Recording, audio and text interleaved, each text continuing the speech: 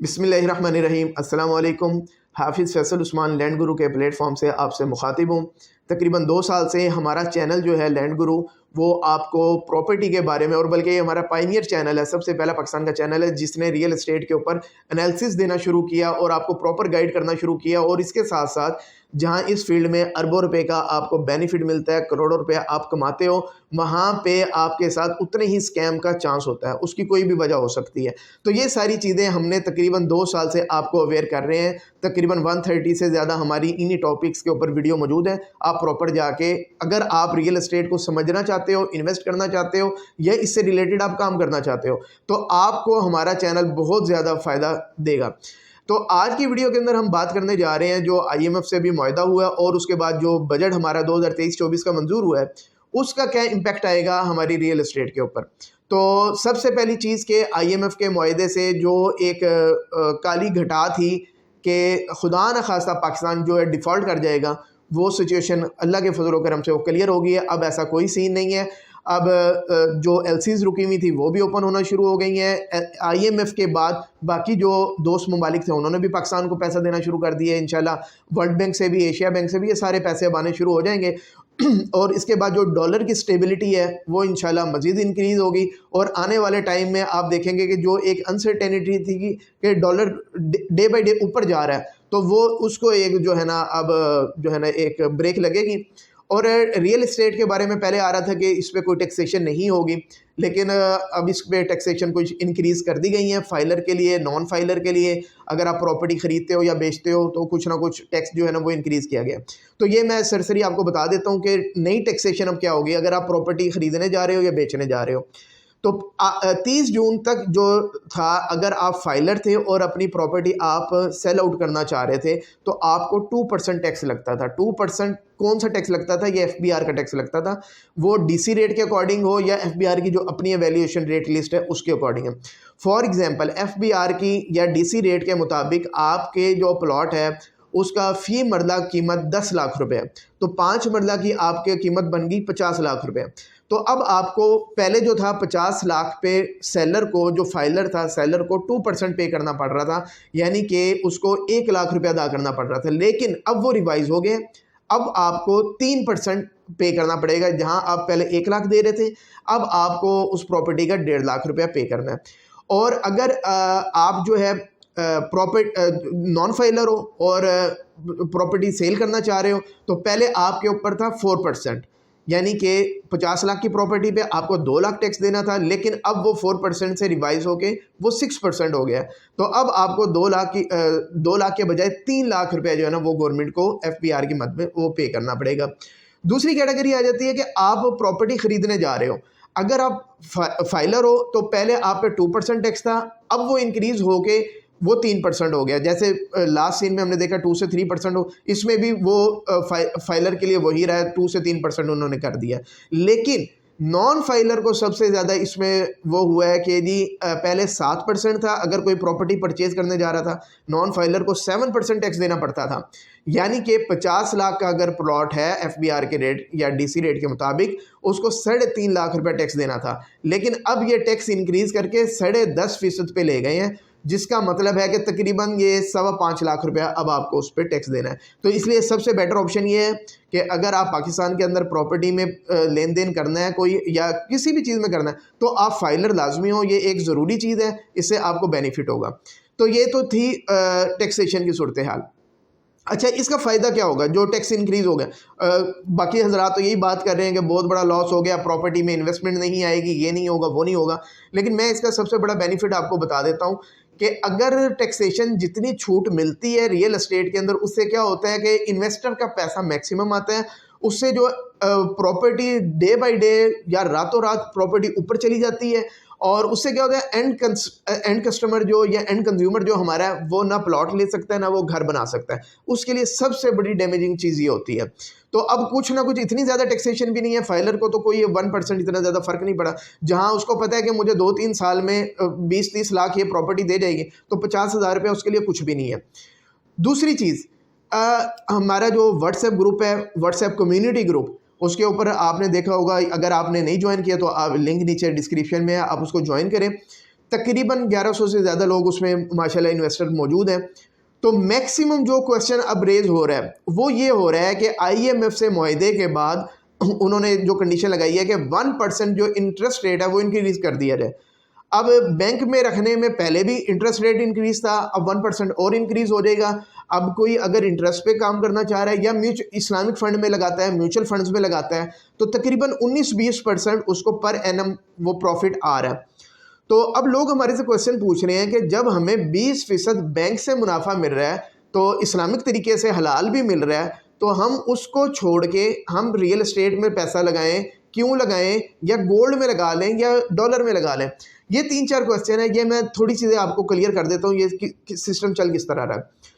अगर आप Islamic point of view से भी लगाते हो, म्यूचुअल फंड पे भी लगाते हो, तो तकरीबन अब आपको 19.5-20% के करीब आपको मिलना है। वो MDIP में भी लगाओ या हमारे जिसमें भी आप लगाओ, तो 20% आपको मिलना है। लेकिन ये याद रहे कि इस पैसे से अभी आपका 15% गवर्नमेंट ने टैक्स काटना है। ये आपको पता होना चाहिए पहली बात, कि अगर आपने 10 लाख रुपया प्रॉफिट अर्न किया है, तो 10 लाख रुपए अर्न किया तो 15% तकरीबन 1.5 लाख रुपया आपको उसका गवर्नमेंट को टैक्स देना पड़ेगा। और ये जो इन्वेस्टमेंट्स होती हैं, मेरा ये टॉपिक है नहीं, लेकिन मैं आपको अवेयरनेस के लिए तो बता दूं कि जितनी भी इन्वेस्टमेंट्स होती हैं, बेशक वो प्लॉट्स की मद में हो, कोई भी हो, जिससे आपने प्रॉफिट जनरेट करने के लिए इन्वेस्ट की है, उस पर ज़कात भी लगती है। 2.5% आपको पूरी, या वो प्रॉपर्टी है या पूरी इन्वेस्टमेंट पे आपको 2.5% ज़कात भी देनी है, तो वो भी आप अपनी कैलकुलेशन में शामिल करें। तो ये जो है आपका, अगर आप उसको 15% देते हो तो ये आपका आ जाता है तकरीबन 17% पे। और दूसरा ये कि इस वक्त गोल्ड की सूरत हाल ये है कि इसमें एंड कस्टमर है नहीं, गोल्ड के अंदर जो एंड कंज्यूमर नहीं है, तो जो थोड़ी बहुत इन्वेस्टमेंट कर रहा है वो इन्वेस्टर ही कर रहा है गोल्ड के अंदर। तो अब आप जाके देखो गोल्ड जो मार्केट है वहाँ पे जो हमारे सुनहरे भाई हैं, पहले उनका प्रॉपर्टी में बड़ा पैसा आता था, लेकिन अब वो हाथ पे हाथ धर के बैठे हुए हैं। क्यों? जो लोकल लेवल पे जो सेल परचेज हो रहा था वो हो नहीं रहा। और दूसरा ये कि जितना गेन मैक्सिमम आना था डॉलर की वजह से गोल्ड में, वो आ चुका है। अभी फ़िलहाल साल 2 साल ऐसा कोई नज़र नहीं आ रहा कि आपका छक्का लग जाए। पिछले तकरीबन 1-1.5 साल में लोगों के छक्के डॉलर में भी लग गए हैं।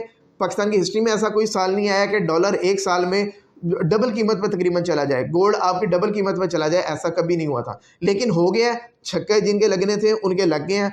अब आप रियल टाइम चीज़ में आए, उसमें इन्वेस्ट करें। अगर आप गोल्ड में करते हैं, आपको फिल वक्त 6-8 महीने 10 महीने में कोई ख़ास प्रॉफिट नहीं होने वाला। डॉलर में आप आते हो, डॉलर के ऊपर प्रेशर रिलीज़ हो रहा है, IMF से पैसा आ रहा है, वर्ल्ड बैंक से आएगा, एशियन बैंक से आएगा, बाकी सऊदीया, दुबई वगैरह, ये इन कंट्री से पैसा आना है, इस पर प्रेशर रिलीज़ होना है। जब ये रिलीज़ होगा तो अगर ये ऊपर नहीं जाएगा तो ये स्टैटिक कम से कम लाजमी हो जाएगा। ये 280, 290 या 300 की ब्रैकेट में ये चलता रहेगा। ऐसा नहीं होगा कि अगले 1 साल में 50% इनमें इंक्रीज़ आ जाए, कि आज 300 का डॉलर है तो साल के बाद वो 450 का हो जाए। ऐसा इम्पॉसिबल है, ऐसा नहीं होने वाला। तो ना गोल्ड की इन्वेस्टमेंट इस वक्त जो इतनी वो बेटर ऑप्शन है, ना आपके पास डॉलर की बेटर ऑप्शन है। अगर आप म्यूचुअल फंड्स वगैरह बैंक में करना चाहते हो, वो आपकी अपनी मर्जी है, उसमें आपको तकरीबन टैक्स वगैरह काट के 17%, 16-17% आपको उसमें प्रॉफिट मिलेगा। वो अब आपने देखना है कि करनी है या नहीं करनी, लेकिन उसके अंदर आपकी जो एक्चुअल अमाउंट है वो उतनी ही रहेगी। उसमें जो एसेट जो एप्रीसिएशन है वो नहीं होती। अब रियल एस्टेट में क्या होता है? रियल एस्टेट के अंदर सबसे अच्छी चीज़ ये है कि जैसे ही इकोनॉमी आपकी रिवाइव करती है और डिमांड जनरेट होती है, इन्वेस्टर का पैसा आना शुरू होता है, तो rates day by day improve करना शुरू हो जाते हैं। और बुरे से बुरे हालात के अंदर भी रियल एस्टेट आपको 15, 16, 17% आपको ऑन एवरेज देता है। अगर आप एक आज प्रॉपर्टी बाय करते हो, ऑन ग्राउंड प्रॉपर्टी की बात कर रहा हूँ मैं, फाइल्स की बात नहीं कर रहा हूँ, फेक सोसाइटीज़ की फाइल्स की बात नहीं कर रहा। ऑन ग्राउंड आप कोई चीज़ लेते हो, प्रॉपर किसी जगह पे लो। ये भी नहीं कि कोई एमेनिटी नहीं हो और एक अननोन जगह पे जाके आपने इन्वेस्ट कर दिया है। एक अच्छी जगह पे आप प्रॉपर्टी लो। 3 साल भी अगर पाकिस्तान के हालात ऐसे ही रहते हैं, फिर भी आपकी ये प्रॉपर्टी 50% फिर भी आपको दे जाएगी। 1 करोड़ की प्रॉपर्टी आपको 1.5 करोड़ में कन्वर्ट करके दे जाएगी। जितना आपको बैंक में मिला इतना ही आपको इसमें भी मिल जाएगा। लेकिन अगर आपका 1 साल भी बीच में अच्छा आ गया, और ये मैं पहले भी वीडियोस में बताता रहा हूँ, 5 से 7 साल के टाइम ड्यूरेशन में 1 साल ऐसा आता ही आता है कि आपकी प्रॉपर्टी 100% इंक्रीज़ हो जाती है। अब वो आपकी लक है कि आपने आज इन्वेस्ट किया कि वो आज ही पहला साल हो जाए, या आपकी इन्वेस्टमेंट का तीसरा साल वो साल बन जाए जिसमें आपके 100% या आपके इन्वेस्टमेंट का वो 7वां साल हो, 5 से 7 साल में या आप हिस्ट्री ट्रैक रिकॉर्ड उठा के देख लें, आपकी प्रॉपर्टी 100% इंप्रूव कर जाती है। 1 करोड़ का प्लॉट है वो आपका 2 करोड़ पे शिफ्ट कर जाता है। और अदरवाइज जितने भी हालात हैं 15-17% आपकी प्रॉपर्टी ग्रो करती करती।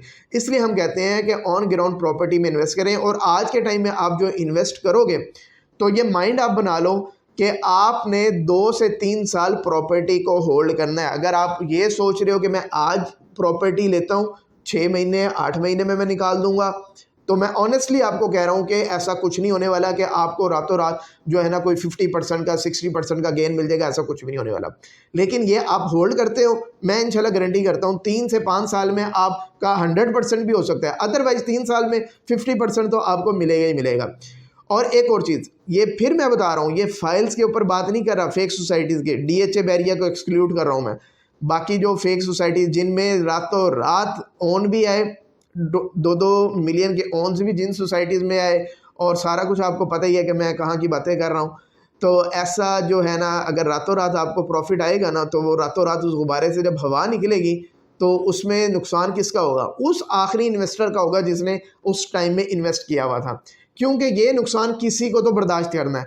एंड कंज्यूमर ये कभी भी नुकसान अपने पे नहीं लेगा। क्यों? वो इतनी महंगी चीज़ परचेज ही नहीं करेगा। वो अपनी हैसियत देखेगा कि मैं क्या परचेज़ कर सकता हूँ या सराउंडिंग में क्या रेट चल रहे हैं, वो उसके अकॉर्डिंग अपना डिसीजन करेगा। तो अल्टीमेटली जब इस गुब्बारे से हवा निकलेगी तो वो कौन डैमेज होगा? वो वाला इन्वेस्टर। जो इन्वेस्टर निकल चुका होगा वो तो चले गेन लेके निकल गया, लेकिन जो उस वक्त वेट में बैठा होगा कि शायद अभी ये मुझे थोड़ा और प्रॉफिट हो जाए या मेरी फाइल लेवल पे चली जाए, तो ना वो लेवल पे जाएगी, वो माइनस में भी जाएगी और शायद आपकी फाइल फंस भी जाए। मैंने एक पीछे सर्वे करवाया था, आपने देखा भी होगा, चैनल की कम्युनिटी में मौजूद भी है।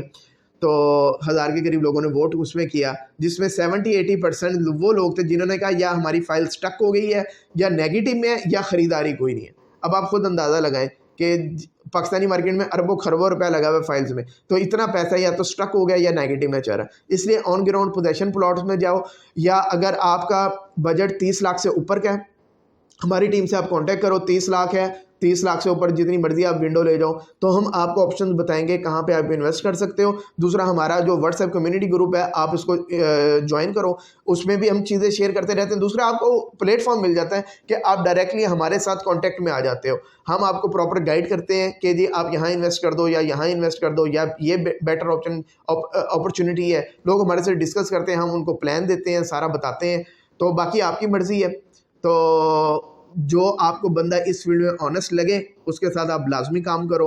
ऑनेस्ट से ये मतलब है कि जिसके ऊपर आप आंखें बंद करके भी 10 लाख भी रखवा दो और आपको पता है कि हफ्ता 10 दिन इसके पास पड़ा रहेगा, कुछ नहीं होगा, तो इसका मतलब है वो बंदा ऑनेस्ट है। तो कोई भी वो बंदा है तो उसको आप लूज़ ना करो। वो अगर आपसे 10-20 हज़ार ऊपर चार्ज भी कर रहे हैं ना, इस पे ना जाओ। अदरवाइज़ आपके साथ वही स्कैम होगा जो इस वक्त स्कैम हो रहे हैं अच्छी सोसाइटीज़ में हो रहे हैं, कि लोग सस्ते प्लॉट के सस्ते उसमें बयाने पकड़ा रहे हैं और हफ्ते बाद पता लगता है कि वो पूरे का पूरा ऑफिस क्लोज़ हो चुका है, अब उस ऑफिस में कोई भी नहीं है। उम्मीद है आपको ये वीडियो हमारी पसंद आई होगी। Thank you very much.